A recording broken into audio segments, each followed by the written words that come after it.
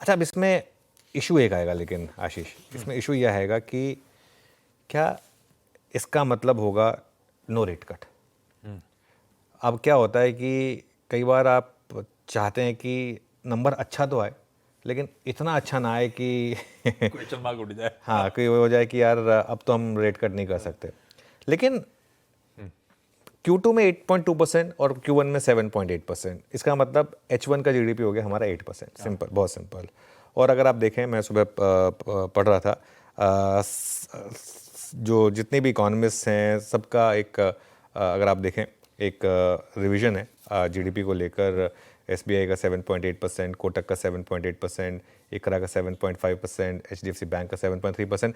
मेरा ये मानना है कि ये सारे के सारे नंबर्स अपवर्ड रिवीजन में आएंगे, क्योंकि देखिए इकोनॉमिस्ट बाय नेचर जो है ना वो थोड़ा सा कंजर्वेटिव होते हैं, तो वो अपने आप को थोड़ा सा एक कंजर्वेटिव ही रखते हैं।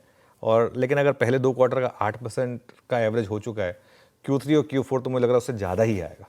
तो 8% से तो कम का कोई भी एस्टिमेट को अब मैं बहुत ज़्यादा तवज्जो दूंगा नहीं। मैं तो ये मान के चल रहा हूँ कि आप और एम करिए कि कितना हो सकता है। क्या हम 8.5, 8.6 तक भी पहुंच सकते हैं? पहुंच सकते हैं, बिल्कुल पहुंच सकते हैं, क्योंकि जो जीडीपी कट, जो जीएसटी कट का जो एक इम्पैक्ट है ना, वो जब इम्प्लीमेंट होगा, और वैसे भी अगर आप देखें पिछले साल का, वैसे भी Q3 और Q4 हमारे लिए सॉफ्टिश ही रहा था।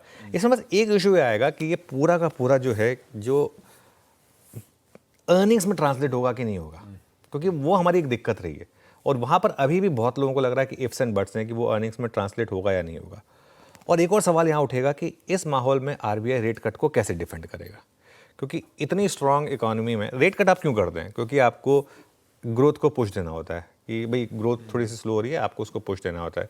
लेकिन जो गवर्नर साहब के पास और जो एमपीसी के पास एक कंफर्ट है ना, वो ये है कि inflation already multi quarter, multi year, multi decade low पर है।